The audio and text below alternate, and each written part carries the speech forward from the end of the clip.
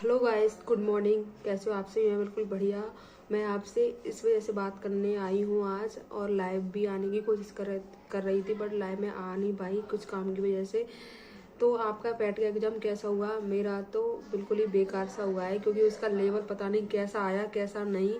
जो सिलेबस दे रखा था उससे बिल्कुल आउट ऑफ सिलेबस था। जो क्वेश्चन उसमें दे रखे, जैसे रीजनिंग के, मान लो रीजनिंग के भी उसमें ऐसे ही थे। मैथ के ग्राफ तो इतना टाइम टेकिंग था, कुछ पूछो मत। एक एक ग्राफ में 15-15 20 मिनट लग रहे थे। अगर जिस किसी ने भी ग्राफ को पहले अटेम्प्ट किया होगा ना, तो उसका तो पूरा टाइम वैसे ही चला गया होगा। और जीएस का लेवल तो ऐसा था कि क्वेश्चन ही 5-5 6 6 लाइन के थे। अब गांधी जी के बारे में ऐसा इतना डीपली कौन पढ़ता है? हम आईएएस तो है नहीं, आईएएस पीसीएस की तो तैयारी कर नहीं रहे हैं जो कि हमको पता होगा इतना डीपली। और ऐसे ऐसे शब्द और करंट अफेयर का तो कुछ अता पता ही नहीं है। और फिर आप सिलेबस में देते ही क्यों हो? फिर 2021 वाला हुआ, 2022 वाला हुआ। आप सभी को पता होगा कि 2021 और 2022 वाले में जो पैट का एग्जाम हुआ था ना, उसमें बहुत ही सिंपल क्वेश्चन थे। ऐसा नहीं था सभी बच्चे 60 और 80-80 नंबर लेके आ रहे हैं स्टूडेंट, तो उनसे क्यों इस बार क्वेश्चन नहीं हुए? आप खुद सोचो कि आयोग इतना कठिन पेपर क्यों बनाया। अगर हम आयोग के किसी भी मेंबर को जिसने पेपर बनाया उसको ये पेपर दे दें 2 घंटे के लिए ओनली, कि आप 2 घंटे में इसको करके दिखाओ, वो कर नहीं सकते। आप सोच सकते हो कि पेपर इतना हार्ड कैसे बनाया जा सकता है। आप क्वेश्चन डालो, कुछ लेवल के डालो, और लेवल के भी डालो तो सिलेबस से रिलेटिव तो होना चाहिए। या फिर सिलेबस आप खोल के मत रखो, आप पीछे लगा दो कि कुछ भी आ सकता है, ईटीसी लगा दो सिलेबस के अकॉर्डिंग।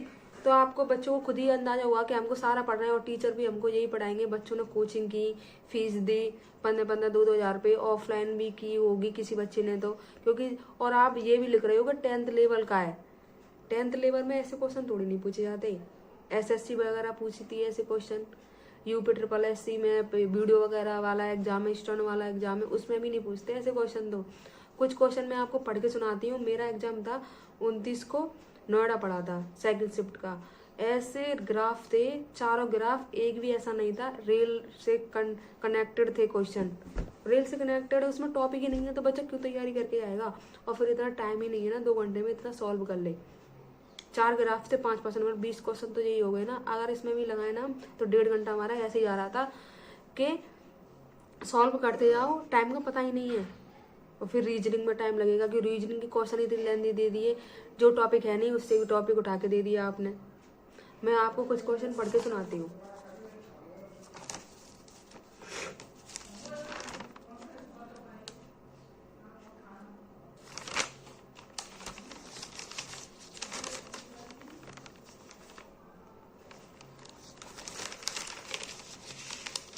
देखो, इसमें एक क्वेश्चन था, हाल ही में राष्ट्रीय बाल अधिकार संरक्षण आयोग ने बाल देखभाल संस्थानों की वास्तविकता समय में निगरानी के निर्वोध निरीक्षण के लिए निम्नलिखित में से कौन सी एप्लीकेशन विकसित की है?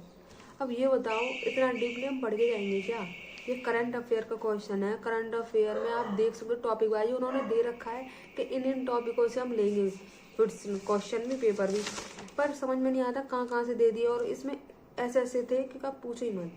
मेरा जो दिमाग खराब हो गया, मेरा पेपर बिल्कुल भी अच्छा नहीं गया कि मैं आपको बताता हूँ कि हाँ मेरा पेपर अच्छा गया। और इस वजह से मैंने मैच भी नहीं किया, क्या मैं करके आई हूँ क्या नहीं।